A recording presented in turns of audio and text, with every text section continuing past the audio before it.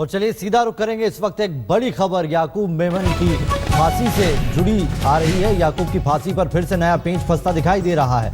अभी जो जानकारी मिल रही है उसके मुताबिक अब से कुछ देर पहले प्रशांत भूषण और कुछ और सुप्रीम कोर्ट के वकील दिल्ली में chief justice H L Dattu के घर पहुंचे हैं। याकूब के वकीलों ने सुप्रीम कोर्ट में फिर से याचिका डाली है।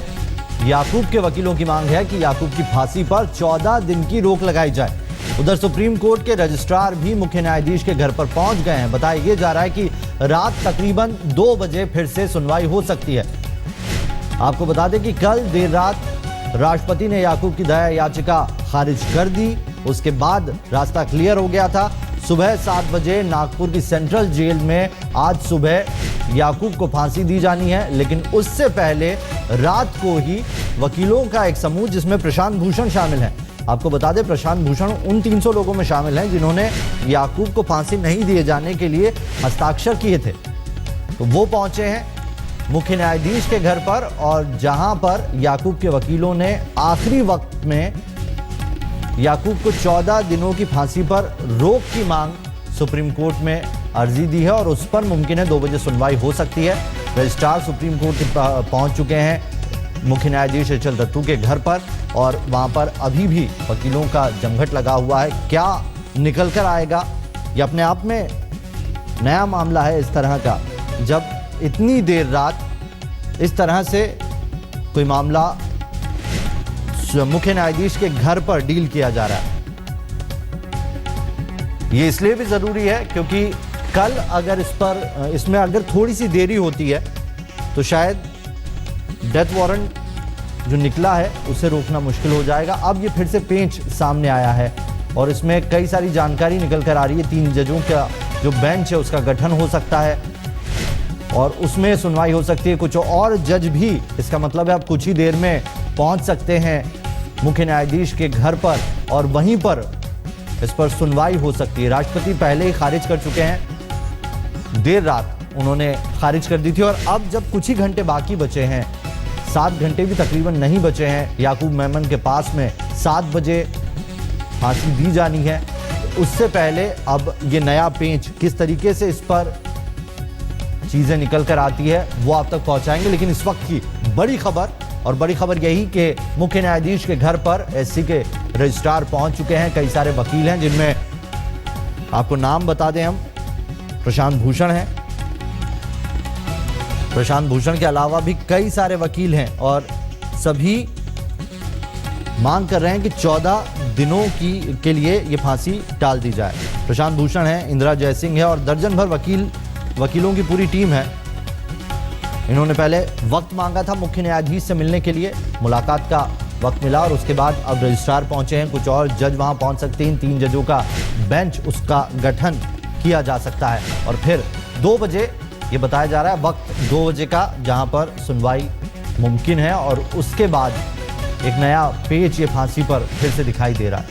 हालांकि राष्ट्रपति पहले ही खारिज कर चुके हैं, उसके बाद भी क्या कोई कानूनी दावपेच हो सकता है, ये देखने को मिल रहा है। आखिरी माना जाता है राष्ट्रपति के पास मर्सी प्ली भेजी गई, दोबारा भेजी गई, वो भी खारिज हो गई और उसके बाद अब रात को मुख्य न्यायाधीश के घर पर कई सारे वकील जमा हुए हैं, रजिस्ट्रार पहुंच चुके हैं। जो जानकारी मिल रही है उसके मुताबिक 2 जज और आ सकते हैं।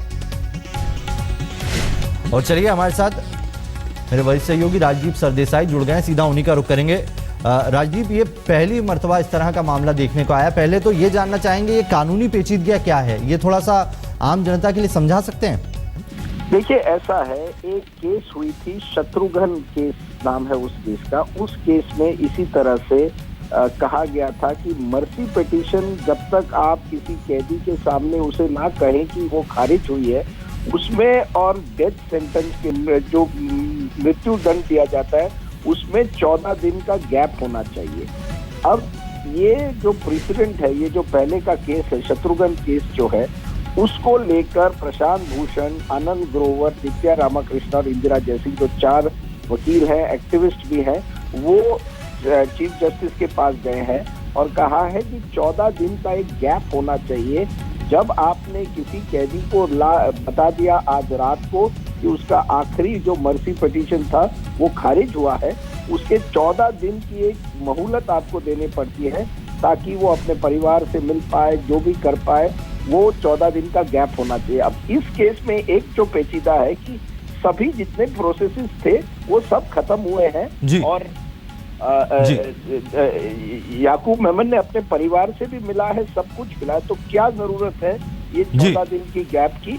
ये दूसरा पक्ष। जी राजदीप जी बने रहिए हमारे साथ। इस वक्त पुण्य प्रसून वाजपेयी जी भी जुड़ गए हैं, वो आपसे सीधे कुछ सवाल करना चाहते हैं। जी प्रसून जी। 2-3 सवाल निकल के आ रहे हैं। एक तो जिसका जिक्र आप कर रहे हैं कि 14 दिन का गैप होना चाहिए। दूसरी बड़ी बात है कि राज्यपाल के पास, महाराष्ट्र के राज्यपाल के पास जो दया याचिका दी गई थी उसमें जिन पॉइंट्स का जिक्र किया गया था उसका जिक्र भी यहाँ पर प्रशांत भूषण और जिंदा गौर उस पॉइंट्स को लेकर भी गए हैं कि इस पे आपने कोई चर्चा नहीं की और इस दिशा में ध्यान नहीं दिया गया।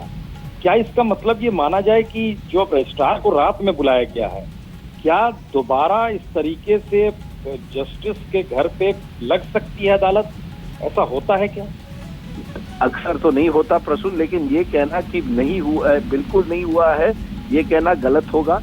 शायद इस तरह के डेथ पेनल्टी के केस में जहां किसी को सजाए मौत दी गई है, शायद ये लास्ट मिनट इस तरह से नहीं हुआ है, लेकिन इसके पहले भी देखा गया है कि जब भी कोई बड़ा मामला उठता है तो आखिर तक कोशिश होती है। ये कहना कि ये कोई बिल्कुल यूनिक बात है, ये कहना गलत होगा, लेकिन ये अक्सर नहीं होता है।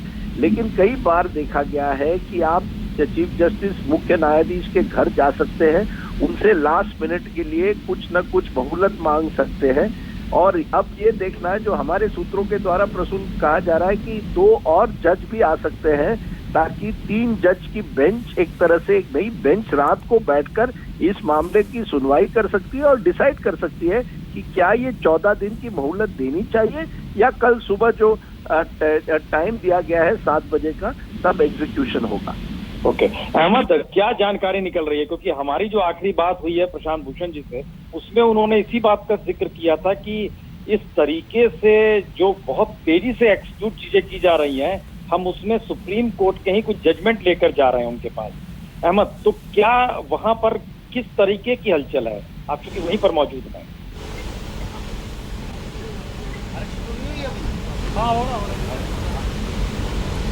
बिल्कुल प्रस्तुत। सबसे पहले मैं आपको तस्वीरों के जरिए दिखाना चाहता हूँ कि इस वक्त यहाँ पर चीफ जस्टिस ऑफ इंडिया के घर के बाहर किस तरीके का माहौल है। आप देख सकते हैं मीडिया का पूरा जमावड़ा है यहाँ पर, और मेरे दाहिनी तरफ मैं चाहूँगा अपने कैमरामैन से अगर वो दिखा सकते हो, आप देख सकते हैं जितनी गाड़ियाँ हैं इसमें पुलिस वालों की भी गाड़ियाँ और वो लॉयर्स की भी गाड़ियाँ, और देख सकते हैं आप तस्वीरों में भी यहाँ पर कई लॉयर्स आपको दिखाई दे जाएंगे। आप ये देख सकते हैं आनंद ग्रोवर है और उनके साथ में जो लॉयर हैं वो दरअसल नेशनल लॉ यूनिवर्सिटी की तरफ से जो याचिका डाली गई थी सुप्रीम कोर्ट में, उनके लॉयर हैं, और ये सभी लोग भी जो है यहाँ पर प्लीड करना चाहते हैं। और जो याचिका लगाई गई है प्रसून, उसमें यही कहा गया है कि जिस तरीके से आनन फानन में एग्जीक्यूशन अब किया जा रहा है, चूँकि लास्ट जो मर्सी पिटीशन है वो अभी डिसाइड हुई है और इसके बाद कम से कम 14 दिन का वक्त दिया जाना चाहिए। जो शत्रुघ्न चौहान के मामले में सुप्रीम कोर्ट ने जजमेंट दिया था, उसमें ये बाकायदा जो लॉ है ये फ्रेम किया था, गाइडलाइंस बनाई थी और उसका जो है पालन किया जाना चाहिए। इस तरीके से आनन फानन में एग्जीक्यूशन नहीं होना चाहिए, क्योंकि मर्सी पिटीशन अभी शाम को डिसाइड हुई है। साथ ही साथ उसके अंदर जो उसकी बीमारी है याकूब की, उसका भी जो है हवाला दिया गया है कि इन सब जो नए ग्राउंड्स निकल के सामने आए हैं, बी रामन का जो लेख छपा था, जो चिट्ठी लिखी गई थी, उसका भी उसमें हवाला दिया गया है कि इन सब पॉइंट्स के ऊपर शायद प्रॉपरली जो है वो राज्यपाल ने या प्रेसिडेंट ने जो है वो कंसीडर नहीं किया है। लेकिन फिलहाल क्योंकि मर्सी पिटीशन अभी रिजेक्ट हुई है, इसलिए कम से कम 14 दिन का वक्त दिया जाना चाहिए। और जो हमें जानकारी मिली है, कुछ वकीलों से हमारी यहाँ पर बात हुई कि उन्होंने ये बताया कि उनकी जो पिटीशन है वो चीफ जस्टिस ऑफ इंडिया तक पहुँच चुकी हैं और रजिस्ट्रार चूँकि यहाँ से अभी थोड़ी देर पहले निकले हैं और जानकारी ये मिल रही है कि शायद 2 जजेस को और यहाँ पर लाया जाएगा और वो जजेस यहाँ पर आएंगे और हो सकता हो कि यहाँ पर सुनवाई हो जाए। लेकिन अभी तक इसकी ऑफिशियल जो है कोई कंफर्मेशन चीफ जस्टिस के रेसिडेंस से अंदर से नहीं आई है, ना ही वकीलों को, ना ही यहाँ मौजूद और दूसरे लोगों को। जी नहीं, हमें 2 सवाल निकल के आ रहे हैं। जो वकील की टीम वहां पर गई है और हमारी जो बातचीत उनके जाने समय हुई और जो वो चीफ जस्टिस यहाँ गए थे, उन्होंने कहा कि सुप्रीम कोर्ट की ही चूंकि रूलिंग है, उस रूलिंग को आप अनदेखा नहीं कर सकते। पहला सवाल ये था।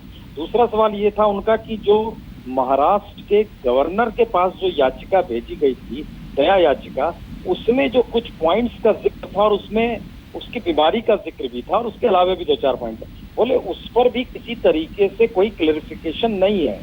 क्या इसका मतलब ये माना जाए कि अब चीफ जस्टिस के सामने 2 स्थितियां रखी जा रही हैं, एक तो पहले का फैसला और दूसरा जो याचिका भी दी गई उसमें क्लेरिफिकेशंस नहीं आए हैं, सिवाय इसके कि आपने कह दिया कि खारिज हो गई चीजें और महाराष्ट्र के राज्यपाल, इसको लेकर के चीफ जस्टिस के दरवाजे पर पहुंचा जा सकता है?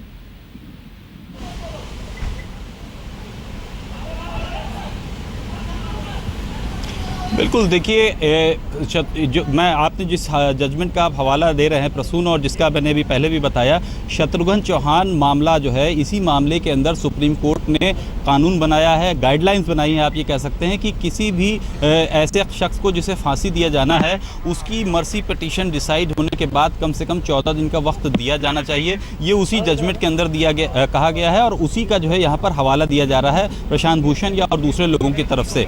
और एक मिनट जरा सा आपको रोक रहे हैं 1 मिनट के लिए। हमारे साथ चूंकि राहुल कंवल भी इस वक्त जुड़े हुए हैं नागपुर से। राहुल, वहां किस तरीके की हलचल है या वहां क्या तैयारी है? क्या ये मैसेजेस वहां पर हैं और जेल अथॉरिटीज वहां पर किस रूप में मूव कर रही हैं?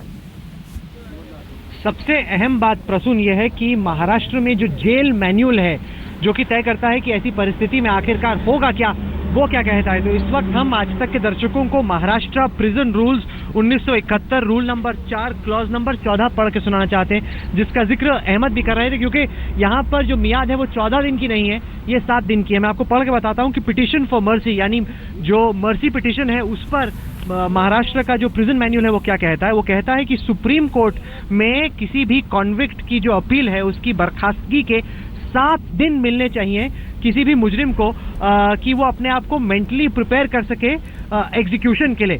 तो मियाद 14 दिन की नहीं है। कहा यह जा रहा है कि न केवल सुप्रीम कोर्ट में जो अपील है बल्कि साथ ही साथ उसकी जो एप्लीकेशन है, जो कि मर्सी एप्लीकेशन है राष्ट्रपति को जो सौंपी गई है, उसकी बर्खास्तगी के भी 7 दिन बाद, मतलब जिस दिन से उसमें ये लिखा गया है कि सुपरिंटेंडेंट जो है जेल का, उसको याकूब मेमन को बताना है कि उसकी जो मर्सी प्ली है वो डिसमिस कर दी गई है, सुप्रीम कोर्ट में उसकी जो याचिका है वो डिसमिस कर दी गई है, और उसके बाद उसको 7 दिन दिए जाने चाहिए। अमृता शेटगे हमारे साथ हैं, प्रिजन अथॉरिटी से बात कर रही थी और ये कह रही कि ये मैन्यूअल ये भी कहता है कि जेल का सुपरिंटेंडेंट अगर चाहे तो इस मैन्यूअल को अमेंड कर सकता है कानून व्यवस्था को देखते हुए। और बताएं अमृता। जी हाँ, देखिए अलग अलग यहाँ पे जो रूल है, लेकिन वो एक ही इंसान बदल सकता है, सुपरिटेंडेंट। अगर उसको कुछ नियम में बदलाव लाने हैं तो उसको वो बताना पड़ता है स्टेट गवर्नमेंट को, और स्टेट गवर्नमेंट से कंसल्ट करने के बाद, आईजी से कंसल्ट करने के बाद इसमें से जो कुछ रूल्स है वो चेंज हो सकते हैं, जिसमें से बहुत सारे अहम रूल है कि जैसे कि एग्जीक्यूशन की बॉडी किसको दी जाए। फैमिली वाले अगर चाहते हैं कि हमें बॉडी दी जाए,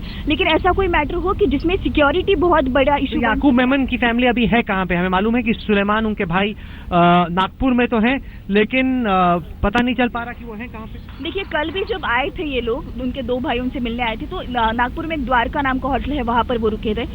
आज भी ऐसे माना जा रहा है कि वहीं पे वो रुके हैं, लेकिन उनकी जो बीवी है और उनकी जो बेटी है वो अब तक यहाँ नहीं पहुंचे है। कहा जा रहा है कि सूत्रों के हवाले से ये खबर मिल रही है कि कल सुबह तक वो यहाँ पर पहुंचेंगे।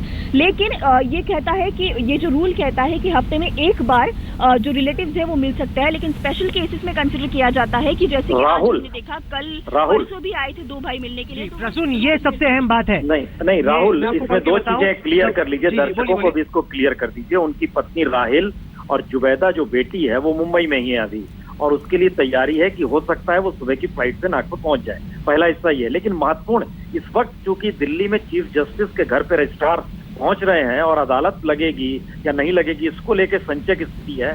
क्या नागपुर में या महाराष्ट्र में इससे पहले कभी भी 7 दिन का जो वक्त है उससे पहले दी गई है फांसी, या इस तरीके से हुआ है या नहीं हुआ है? क्या ये क्लेरिफिकेशन करने की स्थिति में है? क्योंकि आप मैनुअल में बता रहे हैं 7 दिन होना चाहिए मिनिमम, उस लिहाज से आज राज्यपाल ने दया याचिका वहां पर खारिज की, उस लहजे में भी 7 दिन मिलना चाहिए। इसका मतलब यह भी निकाला जाए। और न केवल ये प्रसून, इस प्रिजन मैन्यूअल में तो ये लिखा गया है कि जेल के सुपरिंटेंडेंट को याकूब मेमन जो भी कॉन्विक्ट है उसको बताना है कि सुप्रीम कोर्ट ने उसकी याचिका खारिज कर दी है, उसके बाद उसको 7 दिन दिए जाने चाहिए। 7 days after an exclusive of, मतलब आज की तारीख को किनारे करते हुए 7 दिन और मिलने चाहिए। तो आखिरकार दर्शकों के लिए ये जानना भी बहुत अहम होगा कि अगर प्रशांत भूषण और देश के नामी वकील इस वक्त सुप्रीम कोर्ट के चीफ जस्टिस के घर पे हैं, तो आखिरकार उनकी अपील क्या है, उनकी मांग क्या है। वो इसी महाराष्ट्र के प्रिजन मैनुअल का हवाला देते हुए कह रहे हैं कि 7 दिन दी जानी चाहिए। अब सवाल ये नहीं है कि क्या इसको फांसी होगी कि नहीं, वो सवाल का जवाब हमें राष्ट्रपति से और साथ ही साथ सुप्रीम कोर्ट से मिल गया है।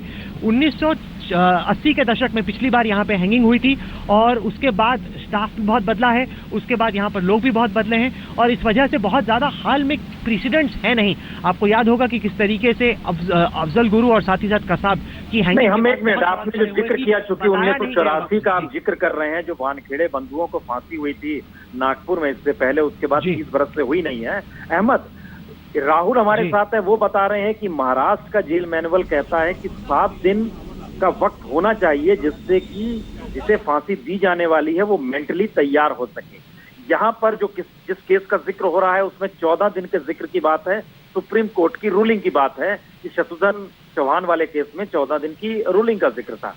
क्या इस स्थिति में जब चीफ जस्टिस आज रात में वहां पर, चूंकि अब रजिस्ट्रार को बुलाया है, तमाम वकील वहां पर मौजूद हैं, लग क्या रहा है, होगा क्या? क्योंकि एक तरफ ना महाराष्ट्र मैनुअल इजाजत देता है, ना सुप्रीम कोर्ट की पुरानी रूलिंग इजाजत देती है।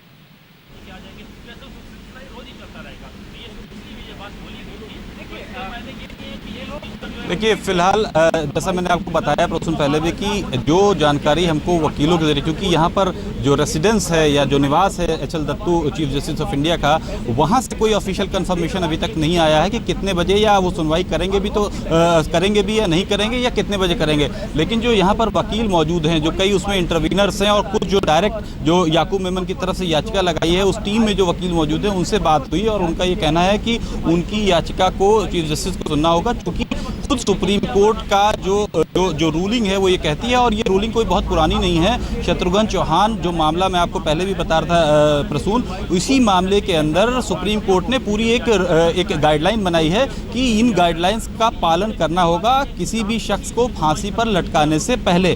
तो देखना यही है कि क्या अब, जबकि मर्सी पिटीशन अभी शाम को डिसाइड हुई है, इसको आखिरी मर्सी पिटीशन कहा जाएगा फिलहाल, उसको खारिज हुए अभी कुछ घंटे हुए हैं, ऐसे में क्या याकूब मेमन को एग्जीक्यूट किया जा सकता है? क्या उन गाइडलाइंस जो कि खुद सुप्रीम कोर्ट ने बनाई है उनका खुद सुप्रीम कोर्ट पालन करेगा या नहीं करेगा, ये थोड़ी देर में ज़रूर साफ हो जाएगा। ये इंटीमेशन हो सकता है यहाँ पर कुछ देर में आ जाए। जो जानकारी हमको मिली है उसके मुताबिक रजिस्ट्रार यहाँ पर आए थे, उन्होंने पिटीशन की कॉपी और सारे जो आज का ऑर्डर है, ये सभी चीज़ें जो है चीफ जस्टिस ऑफ इंडिया को दे दी हैं। और ये भी सुनने में आ रहा है कि कोई और 2 जजेस वो यहीं पर आएंगे चीफ जस्टिस ऑफ इंडिया के घर पे। नहीं, और तो इसका मतलब अहमद अजीम, क्या ये माना जाए कि रजिस्ट्रार अगर सारे दस्तावेजों को ले रहे हैं और आप बता रहे हैं कि कुछ और जस्टिस वहां पर पहुंचेंगे, तो क्या एक नई बेंच वहां पर बैठेगी जो बिल्कुल हटके होगी जिन्होंने फैसला सुनाया है, या उन्हीं जस्टिस में से सबको बुलाया जाएगा? क्या स्थिति बन सकती है?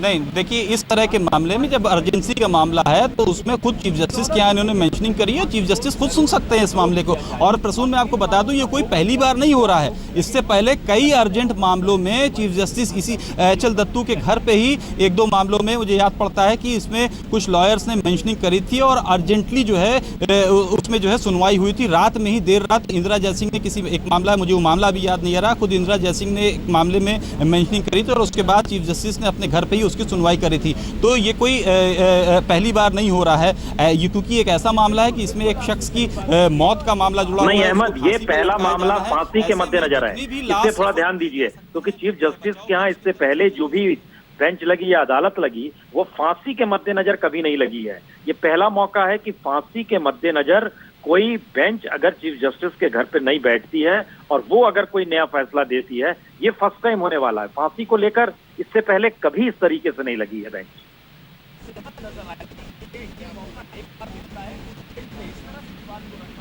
बिल्कुल प्रस्तुत, और इसीलिए शायद ये और अहम भी हो जाता है क्योंकि यहाँ पर एक शख्स की ज़िंदगी के जब महज कुछ ही घंटे बचे हों, ऐसे में ये और भी ज़्यादा अहम हो जाता है।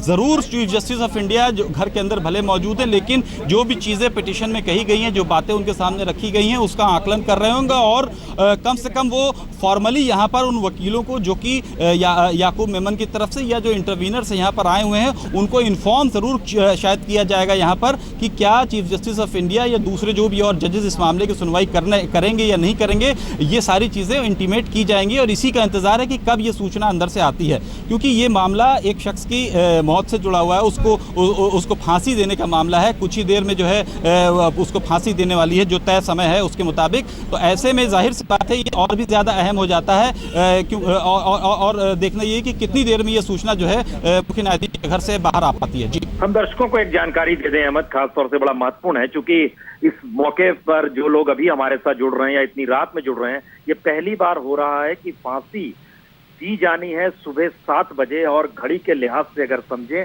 तो बहुत कम वक्त बचा है।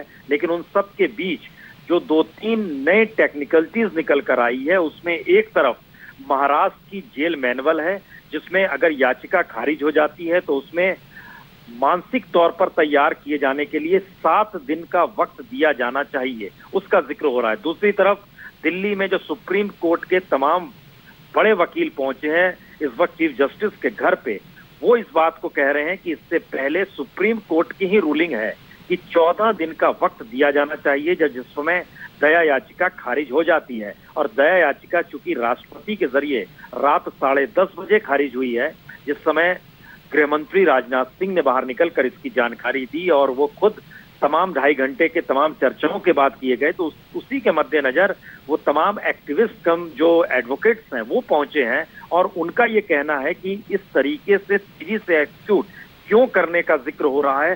दूसरी तरफ नागपुर से हमारे पास जो जानकारी आ रही है, नागपुर में सुबह 7 बजे फांसी दिए जाने को लेकर तैयारी कमोवेश पूरी कर ली गई है। स्थिति वहां इस हद तक है कि धारा 144 भी लगाई गई है और आवाजाही उस पूरे इलाके में जो वर्धा रोड का इलाका है वहां आवाजाही दोनों तरफ से रोक भी दी गई है कि वो हालांकि ऐसी जगह है जो रिहायशी इलाके हैं, उस इलाके से लगातार गाड़ियां गुजरती हैं, लेकिन उसको वन वे किया गया है। एक तरफ पूरी सड़क बंद कर दी गई है वर्धा रोड पे जहां पर ये जेल है। दूसरी तरफ उनकी पत्नी राहिल, जो याकूब मेनन की पत्नी राहिल है, और उनकी बेटी जुबैदा से मिलने की इच्छा जताई गई याकूब मेनन के जरिए। वो एक सवाल था कि वो अभी तक नहीं आई हैं और वह सुबह पहुंचेंगी।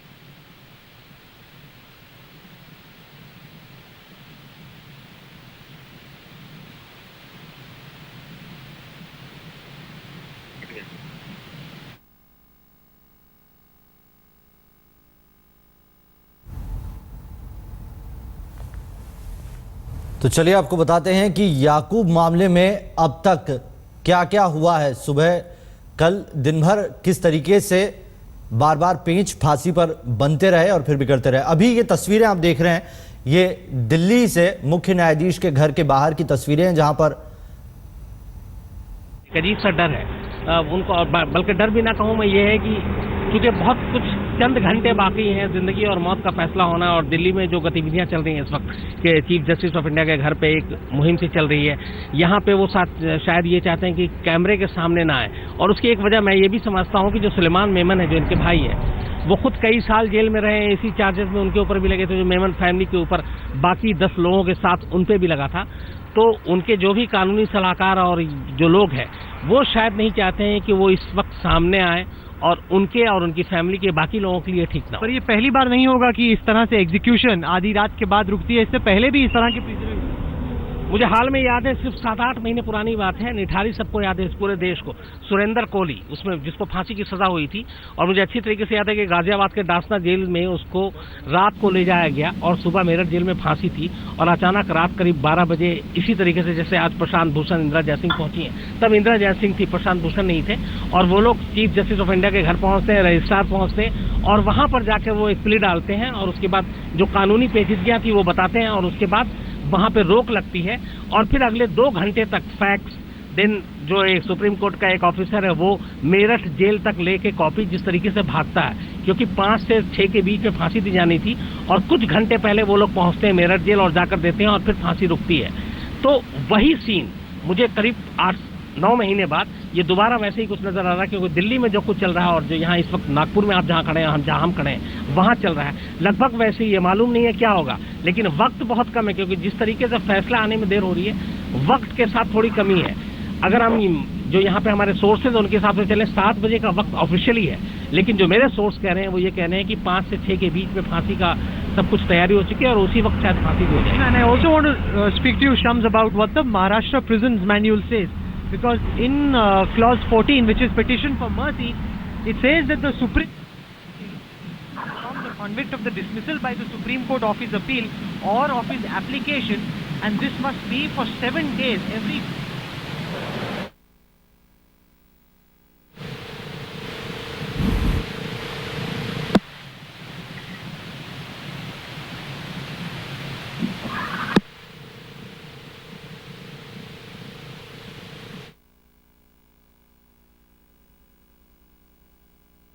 चीफ जस्टिस के यहाँ से किस रूप में क्या प्रतिक्रिया आती है, क्योंकि पहली बार इस तरीके का एक जो स्थिति बनी है उसमें चीफ जस्टिस के घर पर सुप्रीम कोर्ट के ही वरिष्ठ लॉयर ये कहकर पहुंचे हैं कि सुप्रीम कोर्ट की जो पुरानी रूलिंग रही है शत्रुघ्न चौहान के मद्देनजर उसमें 14 दिन का वक्त दिया जाना चाहिए। दूसरी तरफ नागपुर में जेल मैनुअल इस बात का जिक्र कर रहा है, जिसका जिक्र हमारे संवाददाता राहुल कंवल कर रहे हैं, कि जेल मैनुअल में इस बात का जिक्र है कि अगर याचिका खारिज हो जाती है, चाहे वो दया याचिका हो या सुप्रीम कोर्ट में याचिका हो, आपको मानसिक तौर पर 7 दिन की तैयारी का वक्त मिलना चाहिए, 7 दिन की तैयारी दी जानी चाहिए।